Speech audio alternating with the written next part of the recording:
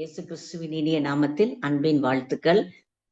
271வது family vision missionary zoom மீட்டிங்ல குடும்பமாக இணைத்த தேவாதி தேவனுக்கு நான் நன்றி செலுத்துகிறேன். தேவ வார்த்தையை பகிர்ந்து கொள்ளக்கூடிய கிருபை அளித்த தேவாதி தேவனுக்கு நான் நன்றி செலுத்துகிறேன். இதனால நான் செய்தியை ஆரம்பிப்பதற்கு முன்பதாக, அந்த ஆரம்ப ஜெபத்துக்கு முன்பதாக என்னுடைய சாட்சியின் மூலமாக நான் இதை ஆரம்பிக்கலாம்னு சொல்லி நான் தேவனுக்குள்ள நினைத்திருக்கிறேன்.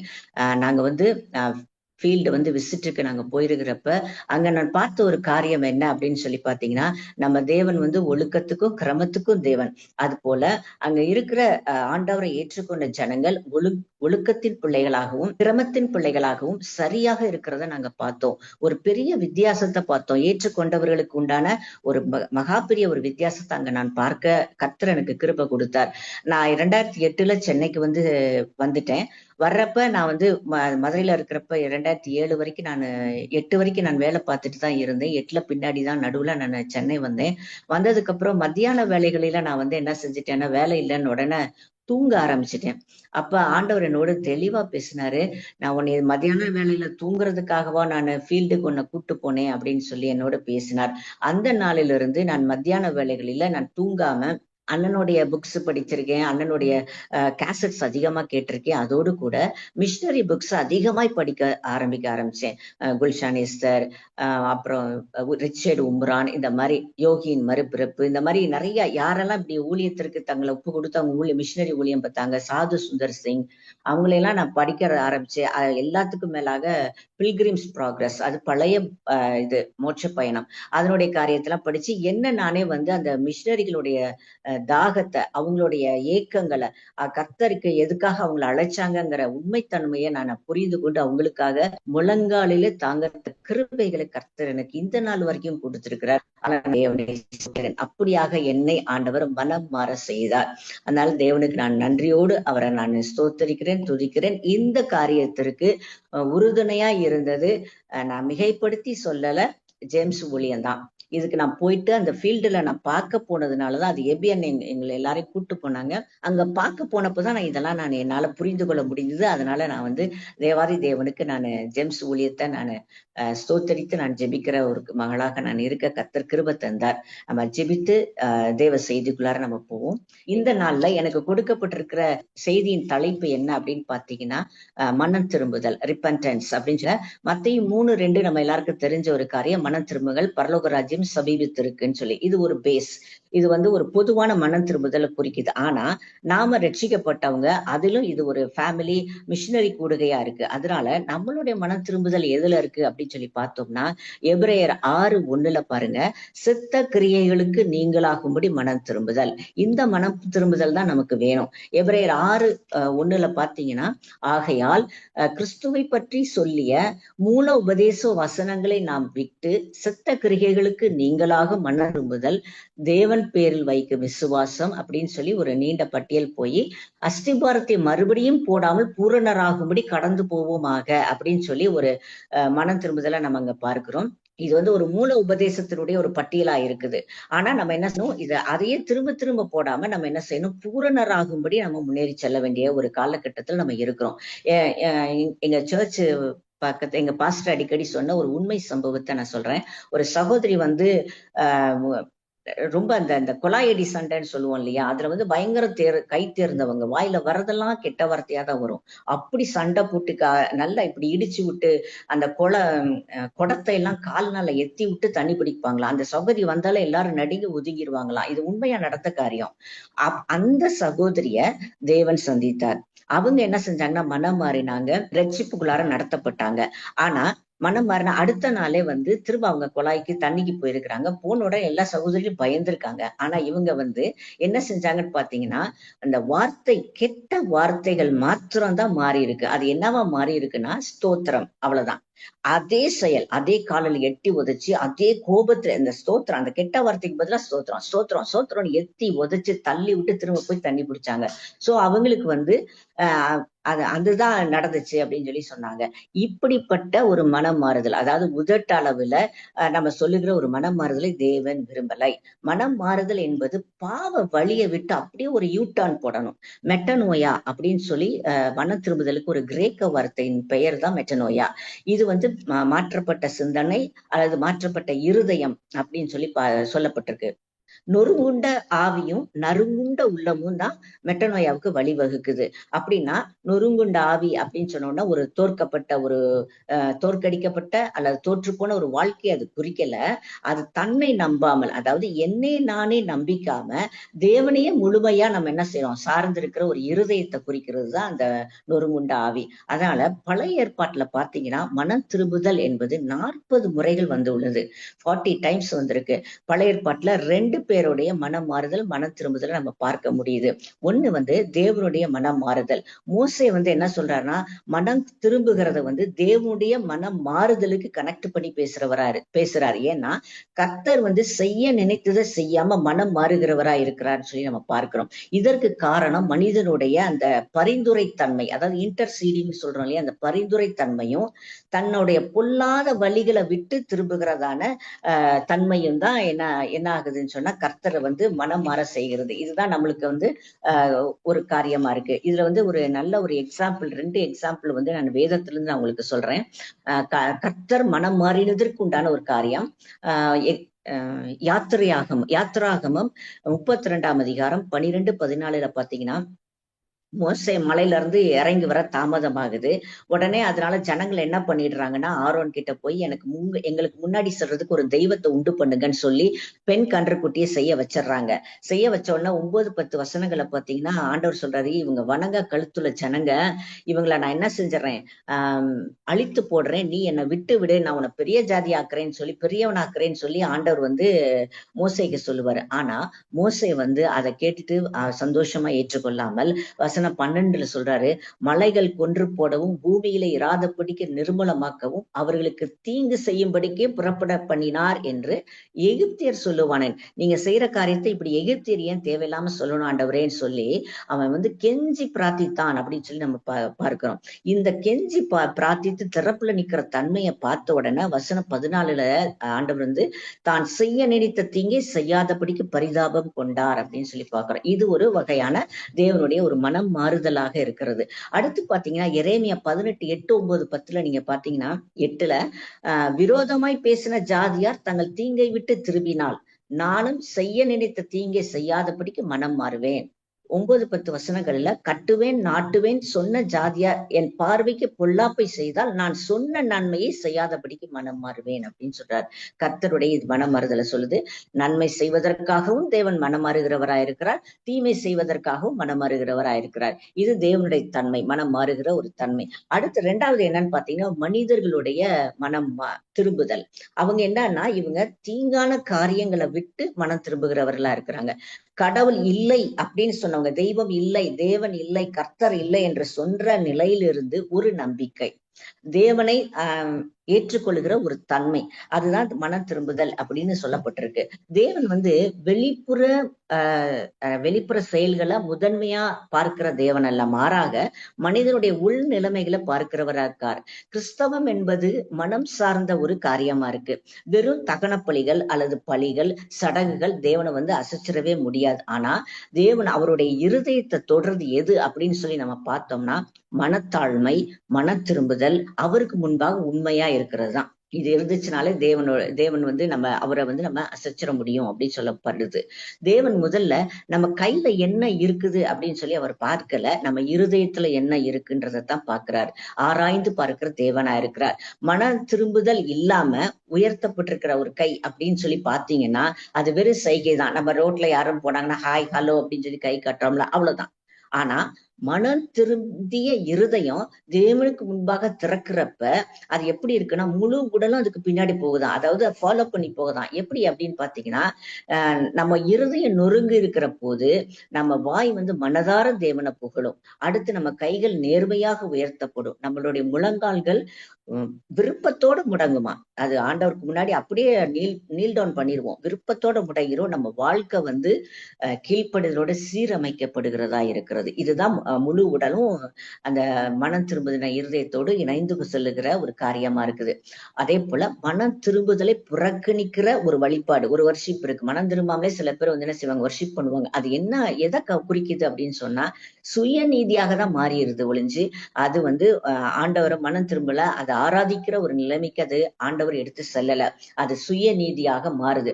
ஆபேலும் காணிக்கை காயினுடைய 2 பேரோட காணிக்கைகளையும் நம்ம பார்க்கிறோம். ஆபேல் வந்து இரக்கமும் பாவ நிவர்த்தியும் தேவைன்னு சொல்லி அவன் வர்றத பார்க்கிறோம். ஆனா தேவன் வந்து காயினுடைய பழங்கள் அவர் நிராகரிக்கவில்லை. ஆனா அதுக்கு பின்னாடி இருக்கக்கூடிய பெருமை மிக்க சுயநலம், அத இருதயத்துல அந்த சுயநலமான பெருமை மிக்க அந்த இருதயத்தை தான் அவர் நிராகரிக்கிறத நம்ம பார்க்கிறோம். சோ மனம் திரும்புதலை புறக்கணிக்கிற ஒரு வர்ஷிப் வந்து அது சுய நீதியாக தான் மாறுது.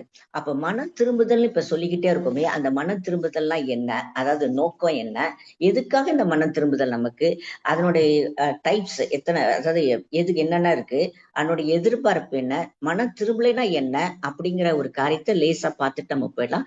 மனம் திரும்புதலுடைய நோக்கம் எனக்கு தெரிஞ்ச சில காரியங்களை உங்ககிட்ட நான் சொல்றேன்.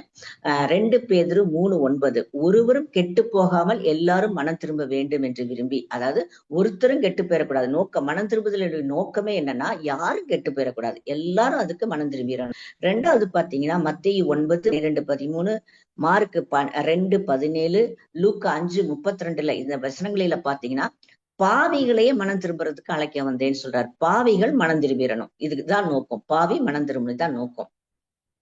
அடுத்து பாத்தீங்கன்னா அப்போஸ்தலர் 26:20 பாத்தீங்கன்னா தேவனிடத்திற்கு மனம் திரும்பி குணப்படணும், மனம் திரும்புதலுக்கேற்ற கிரியைகள் செய்யணும். இதுக்காக தான் நான் மனம் திரும்புதலுக்கு வேணும் அப்படின்னு சொல்றாரு. நோக்கம் இதுதான். அடுத்து பாத்தீங்கன்னா 2 தீமோத்தேயு 2:25 எதிர் பேசுகிறவர்கள் சத்தியத்தை அறியணும். எதிர்த்து நிக்கிறவங்க, சத்தியத்துக்கு எதிர்த்து நிக்கிறவங்க அவங்க சத்தியத்தை அறிந்து கொள்ளணுங்கிற ஒரு மனம் திரும்புதல் வேணும். இதுக்காக தான் மனம் திரும்புதல் வேணும், அவசியம் அப்படின்னு சொல்லி ஒரு நோக்கத்தை வேதம் நம்மளுக்கு சொல்லப்பட்டிருக்கு. அதே போல எத்தனை வகைகள் அப்படின்னு சொல்லி பாத்தீங்கன்னா ரிப்பன்டன்ஸ், டைப்ஸ் ஆஃப் ரிப்பன்டன்ஸ் எனக்கு தெரிந்த காரியங்களை நான் சொல்றேன். அப்போஸ்தலர் 11:18 ஜீவனுக்கு ஏதுவான ஒரு மனம் திரும்புதல் இருக்கு. அப்போஸ்தலர் 13:24, 19:4 பாத்தீங்கன்னா மனம் திரும்புதலுக்கேற்ற ஞானஸ்தானம், அதாவது ஞானஸ்தான மனம் திரும்புதல் இருக்கு. 2 கொரிந்தியர் 7:9 பாத்தீங்கன்னா மனம் திரும்புறது வந்து தேவனுக்கு ஏற்ற துக்கம்னு சொல்றாங்க. தேவனுக்கு ஏற்ற துக்கம் ஒரு கைண்ட் ஆஃப் மனம் திரும்புதல் தான். அடுத்து 2 கொரிந்தியர் 7:10 பாத்தீங்கன்னா ரட்சிப்புக்கு ஏதுவான மனம் திரும்புதல் பாக்குறோம். அடுத்து நம்மளுடைய கீவர்ஸ் எபிரேயர் 6:1 செத்த கிரியைகளுக்கு நீங்கள் மனம் திரும்புதல். இந்த வகைகள் இருக்கு. இதுல நம்ம எந்த வகையிலும் நம்ம இருந்துராம கர்த்தர் நம்மளை வந்து மனம் திரும்பி இருக்க கர்த்தர் செய்ததுக்காக நம்ம நன்றி செலுத்தணும்.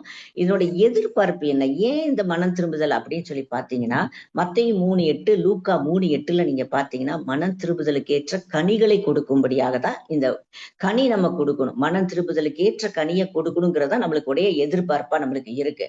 அடுத்து ஒரு வேலை மனம் திரும்பாம போயிட்டா இல்ல அப்படின்னா அதனுடைய விளைவுகள் என்ன அப்படின்னு பாத்தீங்கன்னா ரொம்ப நினைக்க முடியாத விளைவுகளை வச்சிருக்காங்க. மனம் திரும்பலைன்னா அந்த காரியம்தான்.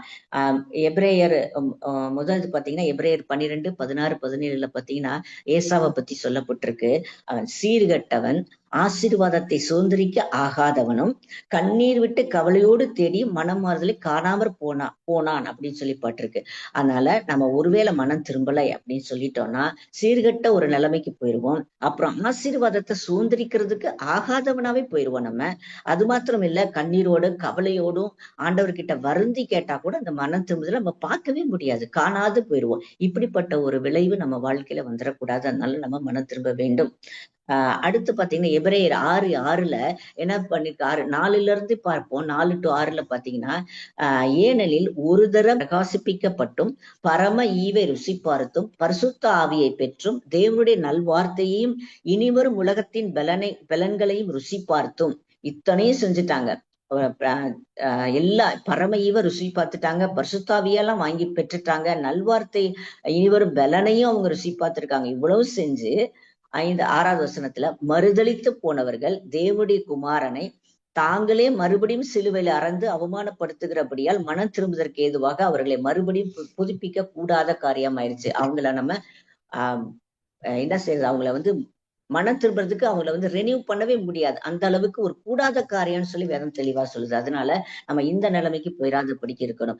ஆனா நம்ம ஆண்டவர்கிட்ட ஒரு எப்ப பார்த்தாலும் ஒரு கண்டிஷன், ஒரு கட்டளை, ஒரு கமாண்ட் நம்மளுக்கு எப்ப இருக்கும். ஒரு வாக்குத்தத்தம் கொடுத்தாருன்னு சொன்னா கண்டிஷனல் ப்ராமிஸா தான் இருக்கும்.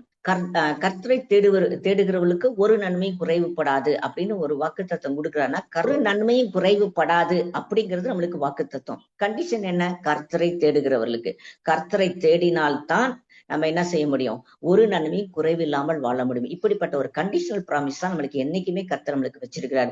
லூக்கா 24:17 பாத்தீங்கன்னா, மனம் திரும்புதலும் பாவ மன்னிப்பும் எருசலேம் தொடங்கி சகல தேசத்தாருக்கும் அவருடைய நாமத்தினால பிரசங்கிக்கப்படவும் வேண்டியது அப்படின்னு சொல்லி இயேசு கிறிஸ்துவே சொன்ன ஒரு காரியம். சோ நம்ம இந்த மன திரும்புதலை குறித்து பிரசங்கிக்க பண்ண வேண்டியது மிக மிக மிக அவசியம், நம்ம மேல் விழுந்த கடமையா இருக்கிறது. அடுத்து பாத்தீங்கன்னா, யோவான் 8:11 நீ போ இனி பாவம் செய்யாதே அப்படின்னு சொல்ற ஒரு கட்டளையும் நம்ம பார்க்கிறோம். நம்ம ஒவ்வொருவருக்கும் அந்த கர்த்தர் நம்மளுக்கு தந்திருக்காரு. இனி நம்ம பாவம் செய்யாதபடிக்கு ஒரு பரிசுத்த வாழ்க்கை வாழணும் அப்படின்னு சொல்லி சொல்லப்பட்டிருக்கு. சரி, இந்த மன திரும்புதலுக்கு வேதத்திலிருந்து ஒரு best example, the best example என்னன்னு அப்படின்னு பாத்தீங்கன்னா, லூக்கா 15 இதை விட்டா வேற நம்மளுக்கு எந்த விதமான மற்றபடி இருந்தாலும் இது போல ஒரு மனம் திரும்புதலுடைய எக்ஸாம்பிள் வேற எதுலயும் நம்ம பார்க்க முடியாது. அந்த 15 நம்ம பார்க்கிறோம், காணாமல் போன 3 காரியத்தை பார்க்கிறோம். ஆடு, வெள்ளிக்காசு, இளையகுமாரன். 15 4-7 வரைக்கும் பாத்தீங்கன்னா, இந்த காணாமல் போன ஆடு பத்தி நம்ம பார்க்கிறோம். 100-1 1/100 அது ரட்சிக்கப்படாதவங்களை அது குறிக்கிறது. 99 ஆடுகளை சேஃபா ஒரு இடத்துல விட்டுட்டு காணாத போன ஆட்டை வந்து தேடி கொண்டு வந்து சபையில மந்தையில சேர்க்கிற ஒரு காரியத்தை பார்க்கிறோம். இந்த மனம் திரும்புகிற ஒரே பாவியின் நிமித்தம் என்ன செய்யுதுன்னா, பரலோகமே சந்தோஷப்படுகிறது. இது பரலோகத்தின் சந்தோஷம். இந்த இதுல நம்ம என்ன செய்யணும் அப்படின்னு பாத்தீங்கன்னா, இது வந்து நம்ம என்ன கத்துக்கிறோம்னா, இந்த நற்செய்தி பணியை செய்யறதுக்கு தான் நம்ம அழைக்கப்பட்டிருக்கிறோம். காணிக்கை கொடுத்துட்டேன், மிஷினரியை தாங்கிட்டேன் அப்படின்னு சொல்லிட்டு நம்ம இருக்கக்கூடாது. அந்த பணிக்கு உண்டான அடுத்த காரியங்களை நம்ம செய்யணும். நம்ம போகாத இடத்துக்கு நம்ம பணம் போகலாம், அதே சமயத்துல மிஷினரிகள் போய் செல்லலாம். ஆனா மிஷினரிகளும் போகாத இடங்களும் இருக்கு, சில ரிமோட் ஏரியாஸ் இருக்கு. அங்க எது போகும் அப்படின்னு பார்த்தா நம்ம ஜெபம் போகும். அதனால நம்ம ஸ்பான்சர்ஸா இருக்கிறது மாத்திரமல்ல, பிரேயர் பார்ட்னர்ஸாவும் நம்ம இருக்கணும். கர்த்தர் அந்த கிருபைகளை தரணும்.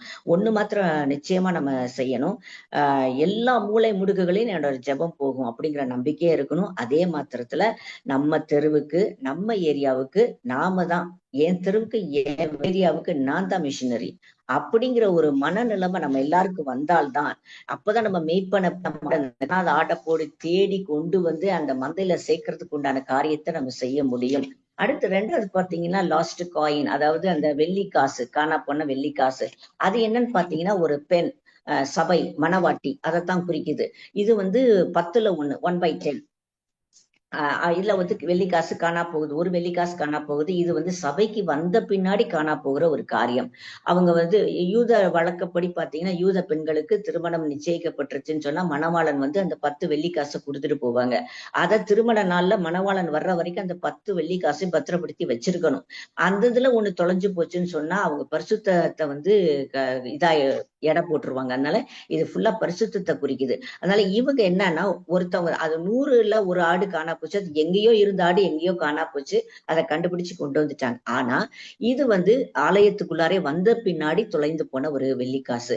இவங்க வந்து இவங்க இந்த தொலைந்து போன இந்த வெள்ளிக்காசு எப்படிப்பட்டவங்க அப்படின்னு சொல்லி பாத்தீங்கன்னா, இவங்க சபைக்கு பிரயோஜனம் இல்லாதவங்க.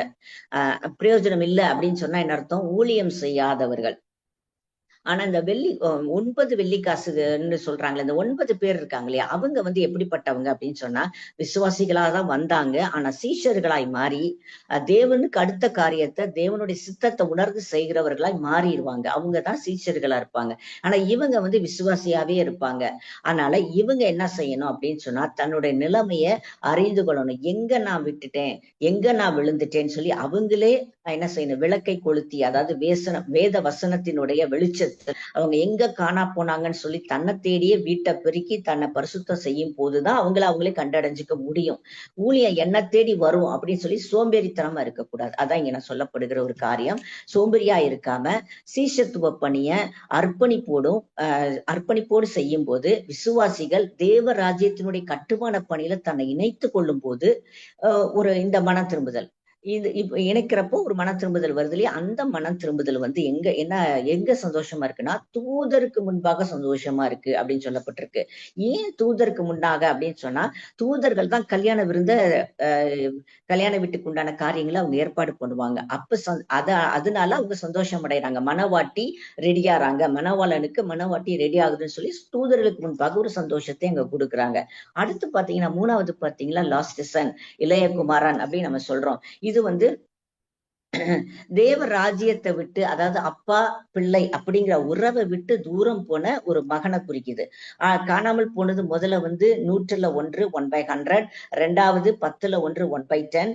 இப்ப பாத்தீங்கன்னா 3வது பாத்தீங்கன்னா 2ல் 1 1/2, பாதிக்கு பாதி. இது வந்து அப்பா பிள்ளை, நம்ம பிள்ளை அப்பாங்கிற ஒரு புத்திர சுவிகாரத்தின் ஆவியை பெற்ற பின்பாக பிரிந்து செல்லுகிற மகனுடைய ஒரு காரியம்.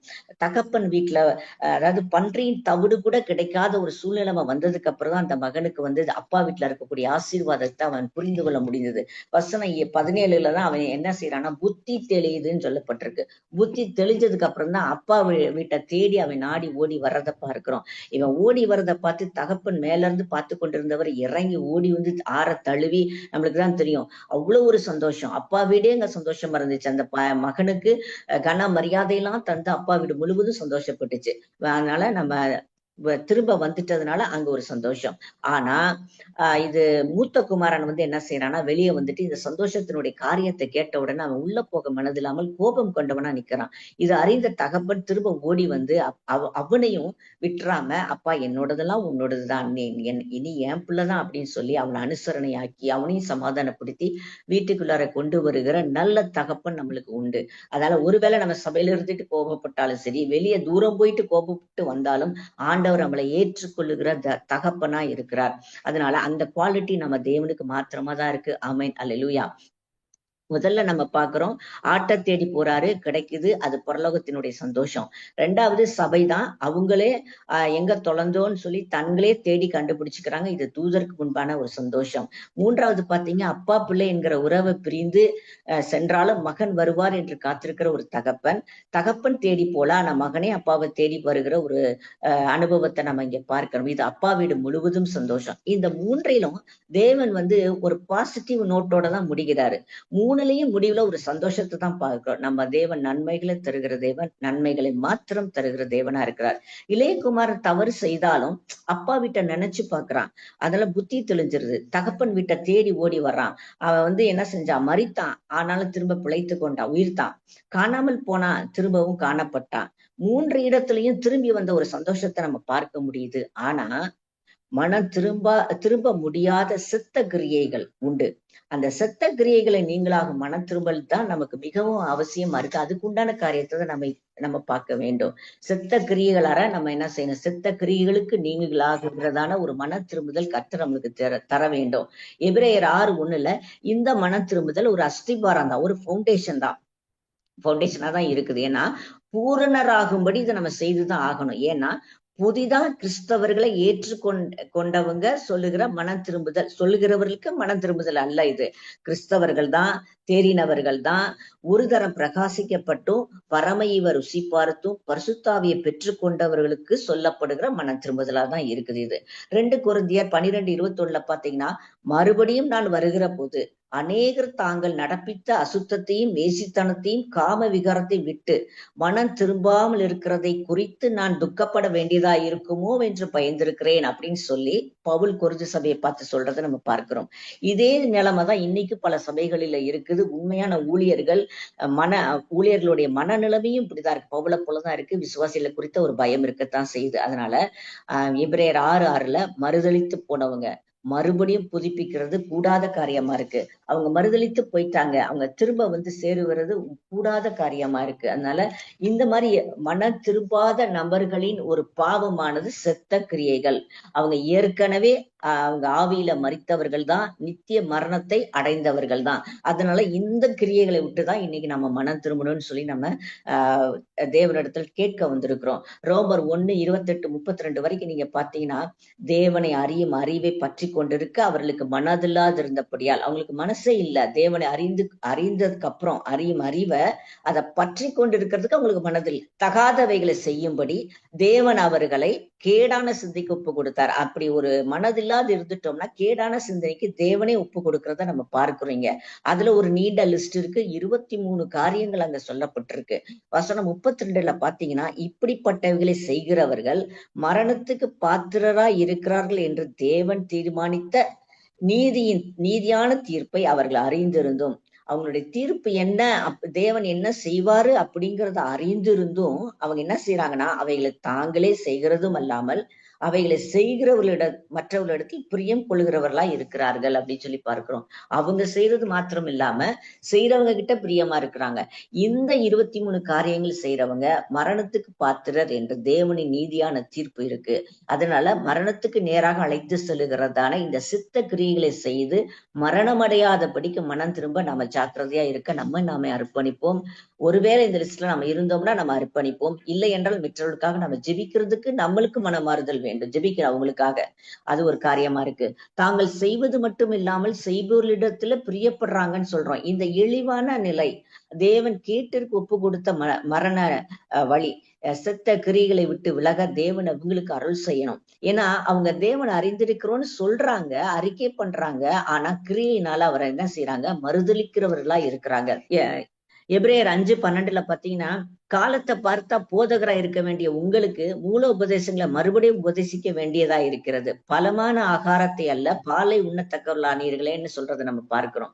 அப்ப நம்ம பாலை உண்ணுகிறவர்களா இல்லாதபடிக்கு பலமான ஆகாரத்தை உண்ணுகிறவர்களாய் நாம இருக்கணும்னு சொல்லி தேவன் நம்மளுக்கு அந்த ஒரு காரியத்தை நம்மளுக்கு செய்யும்படியாக அந்த பழுதற்ற பலியாக தேவனுக்கு ஒப்பு கொடுத்த கிறிஸ்துவனுடைய ரத்தம் உங்கள் மனசாட்சியை செத்த கிரிகளரை சுத்திகரிப்பது எவ்வளவு நிச்சயமா இருக்குன்னு சொல்லப்பட்டிருக்கு. அப்ப இந்த நிச்சயமான சுத்திகரிப்பு நம்ம நிச்சயமாய் நம்ம பெற்றுக்கொள்ள வேண்டும். இதுக்கு நாமளே ஒப்பு கொடுத்தா தான் இந்த காரியங்கள் நமக்கு நடக்கும். அக்கிரமங்களினாலும் பாவங்களாலும் மரித்தவர்களிலிருந்து நம்மை கிறிஸ்துவோட உயிர்ப்பித்திருக்கிறார். அதனால நாமளும் என்ன செஞ்சிருக்கோம், கோபாக்கினையின் பிள்ளைகளாதான் இருந்திருக்கிறோம். அதனாலதான் இன்னைக்கு ஆண்டவர் நம்மளை உயிர்த்திருக்கிறார், மரித்தவர்ல இருந்து நம்மளை உயிர்த்திருக்கிறார். நாமளும் மரித்து கொண்டிருக்கிறவர்களை உயிர்ப்பிக்கிறதுக்கு உண்டான காரியங்களை நம்ம செய்யணும் அப்படின்னு சொன்னோம்னா, எபேசியர் 5:14 சொல்றது போல தூங்குகிற நீ, நம்ம ஒவ்வொரு பார்த்து சொல்றாரு, தூங்குகிற நீ விழித்து மரித்தோரை விட்டு எழுந்துரு, அப்பொழுது கிறிஸ்து உன்னை பிரகாசிப்பிப்பார் அப்படின்னு சொல்றாங்க. நம்ம கிறிஸ்து நம்ம மேல பிரகாசிக்க பண்ணணும் அப்படின்னு சொன்னா நம்ம தூங்குகிறவர்கள் மரித்தவர்களை விட்டு, அதாவது தூங்குகிறவர்களை விட்டு நம்ம எழுந்திருக்க வேண்டிய ஒரு அவசிய காலகட்டமா இருக்கு. அவங்க செய்யற காரியங்களை எல்லாம் பார்த்துட்டு அமைதியா இராதபடிக்கு நம்ம விழித்து எழும்ப வேண்டியதா இருக்கும். ஏன் அப்படின்னு சொன்னீங்கன்னா, பிரசங்கி 10:1 பாத்தீங்கன்னா, செத்த ஈக்கள் தைலக்காரனுடைய பரிமள தைலத்தை நாரி கெட்டு போக பண்ணும், ஞானத்திலும் கனத்திலும் பெயர் பெற்றவனை சொற்ப மதீனம் அப்படியே செய்திரும் அப்படின்னு சொல்றதை நம்ம பார்க்கிறோம். சொற்ப மதீனம் தான் ஞானத்தையும் கனத்தையும் பேர் பெற்றவனா இருந்தாலும் அவனை என்ன செய்யறோம், நாரி போக பண்ணிருமா. ஏன்னா இளைய குமாரனை போல புத்தி தெளிந்தாதான் நம்ம என்ன செய்ய முடியும், அப்பா வீட்டுல இருக்க சந்தோஷத்தை அனுபவிக்க முடியும். புத்தி தெளியலைன்னா மதீனை நம்மளுக்கு ஒட்டி இருக்கும். அப்ப நம்மளால இயேசுவினுடைய வாசனையை வீச செய்ய முடியாது. அதுக்கு பதிலாக நாரி போக பண்ணிடும். ஏன்னு சொன்னீங்கன்னா 2 தீமோத்தேயு 3:1-9 வரைக்கும் பாத்தீங்கன்னா, இந்த அதுல ஒரு 19 லிஸ்ட் கொடுத்துருக்கிறாரு. இவங்க எல்லாம் சத்தியத்துக்கு எதிர்த்து நிற்க முடியாது, துர்புத்தி உள்ள மனுஷர்கள், விசுவாச பரீட்சைக்கு நில்லாதவங்க அப்படின்னு சொல்லிட்டு இவங்க அதிகமாய் பலப்படுவதில் இவருடைய மதிகேடு எல்லாருக்கும் வெளிப்படும். இதுதான் நாரி போக பண்ணும் அப்படின்னு சொன்னா என்ன அர்த்தம், நம்மளுடைய மதிகேடான செயல்கள் எல்லாருக்கும் முன்பாக வெளியரங்கப்படப்படும். ஆண்டவர் நம்மளை சொல்லியிருக்காரு, உன்னை நான் தலை நிமிரதான் செய்வேன்னு சொல்லி, ஒரு நாள் தலைக்குனிய செய்ய விட மாட்டார். அப்படின்றப்ப நம்ம இந்த காரியத்தை, இந்த கேடான காரியத்தை நம்ம விலகினால்தான் கர்த்தர் நம்மளுக்கு அப்படிப்பட்ட ஒரு காரியத்தை செய்ய முடியும். அடுத்தது பாத்தீங்கன்னா யாக்கோபு 3:8 பாத்தீங்கன்னா நாவை பற்றி சொல்லப்பட்டிருக்கு. சாவுக்கு ஏதுவான விஷம் நிறைந்தது நாவு. அந்த நாவை அடக்குறது கூடாத காரியம் வர சொல்லப்பட்டிருக்கு. அது சாவுக்கா ஏதுவான விஷம் நிறைந்தது அப்படின்னு சொல்லி நம்ம பார்க்கிறோம். இதை அடக்குறதுக்கு தேவனிடம் பலன் கேட்கணும். ஏன்னா இது ஆயுட் சக்கரத்தையே அப்படியே கொளுத்தி விடுன்னு சொல்லப்பட்டிருக்கோம். அடங்காத பொல்லாததுமான இந்த நாவை அடங்க செய்யறதுக்கு தேவன் நம்ம ஒவ்வொருவருக்கும் கிருபை தருவாராக. கடைசியாக ஒரு எச்சரிக்கை ஒண்ணு தேவன் கொடுக்கிறாரு. வெளிப்படுத்துதல் 3:1-5 வரைக்கும் பாத்தீங்கன்னா, உன் கிரியைகளை அறிந்திருக்கிறேன். நீ உயிருள்ளவன் என்று பெயர் கொண்டிருந்தும் செத்தவனாய் இருக்கிறாய். 7 ஆவிகளையும் 7 நட்சத்திரங்களையும் உடையவர் சொல்லுகிறதை பார்க்கிறோம். வசனம் 2:3 பாத்தீங்கன்னா, நீ விழித்து கொண்டு சாகிறதுக்கு ஏதுவா இருக்கிறவைகளை ஸ்திரப்படுத்து. நீ கேட்டு பெற்றுக்கொண்டவையே நினைவு கூர்ந்து அதை கை கொண்டு மனம் திரும்பு. விழித்திராவிட்டால் திருடனைப் போல வருவேன், வருகிற வேலையை நீ அறியாதிருக்கிறாயே அறியாதிருப்பாய் அப்படின்னு சொல்லி கர்த்தர் நம்மளை எச்சரிக்கிற ஒரு காரியத்தை நம்ம பார்க்கிறோம். நாம சாகுறதுக்கு ஏதுவா இருக்கிறத நம்ம ஸ்ட்ரெங்தன் பண்ணணும். ரோமர் 1:28 வரைக்கும் நம்ம சொன்னோம் இல்லையா, அந்த 23 காரியங்கள். ஏதாகிலும் ஒன்றோ அல்லது சில காரியங்களோ செய்கிறவர்கள் மனம் திரும்பணும். அவர்களை நாம என்ன செய்யணும்? ஸ்திரப்படுத்தணும். ஏன்னா அவங்க புதிதாய் வந்தவர்கள் அல்ல, ஏற்கனவே பரம ஈவ ருசி பார்த்தவங்க தான். இவங்களை விட்டு நாம எழுந்துட்டு இவங்க ஸ்திரப்படுத்துறதுக்கு நாம என்ன செய்யணும்? ஸ்திரப்படுத்த தேவன் நம்மளுக்கு கிருபை தரணும். அந்த வசனம் 5 பாத்தீங்கன்னா சொல்லப்பட்டிருக்கு, ஜெயம் கொள்றவன் எவனோ அவனுக்கு என்ன கொடுப்பேன்னு சொல்றாருன்னா வெண்வஸ்திரத்தை கொடுக்குறேன்னு சொல்றாரு. அடுத்து பாத்தீங்கன்னா ஜீவ புஸ்தகத்துல நம்மளோட பேர் கிறுக்கி போடப்படாத ஒரு தன்மை இருக்குன்னு சொல்றாரு. எல்லாவற்றுக்கும் மேலாக மிக முக்கியமானது 3வது, பிதாவுக்கும் தூதருக்கு முன்பாக நம்ம நாமத்தை அறிக்கைப்படுவேன்னு சொல்லி சொல்றாரு. இவ்வளவு பெரிய ஒரு பாக்கியம். நம்ம இந்த காரியங்களை விட்டு எழும்புறப்ப நம்மளுக்கு இந்த காரியத்தை கர்த்தர் நம்மளுக்கு செய்றாரு. சரி, நாம அவர்களை ஸ்திரப்படுத்துறதுக்கு முதல் நாம மனம் திரும்பணும். அடுத்து பாத்தீங்கன்னா எப்படி அவங்க சொல்லி பாத்தீங்கன்னா, தீத்து 3:1 வரைக்கும் பாத்தீங்கன்னா, தூஷியாமல், சண்டை பண்ணாமல், பொறுமையோடு சாந்த குணத்தை நினைப்பூட்டணுமா. ஏன்னா முற்காலத்துல நாம அப்படித்தான் இருந்திருக்கணும். அதனால நாம அதை நினைவு கூர்ந்து அவங்கள சாந்தத்தோடு நம்ம என்ன செய்யணும்? சண்டை போடாம பொறுமையோடு அவங்களுக்கு நம்ம சொல்லி கொடுக்கணும். செத்தக்கரைகளை விட்டு எழும்புறதுக்கு உண்டான காரியங்களை நம்ம அவங்களுக்கு சொல்லணும். இந்த செத்தக்கரைகளை விட்டு நீங்களாக மனம் திரும்புதலை எல்லாரும் பெற்றுக்கொள்ளணும். அதுக்காக நம்ம ஜெபிக்கணும். மனம் திரும்பி ஜீவ பாதையில, நித்திய பாதையில, நமக்கு நியமிக்கப்பட்டிருக்க பாதையில பரிசுத்தத்தை காத்து கொண்டு பொறுமையோடு ஓடி அந்த வாடாத ஜீவகிரீடத்தை நம்ம எல்லாரும் பெற்றுக்கொள்ளணும்.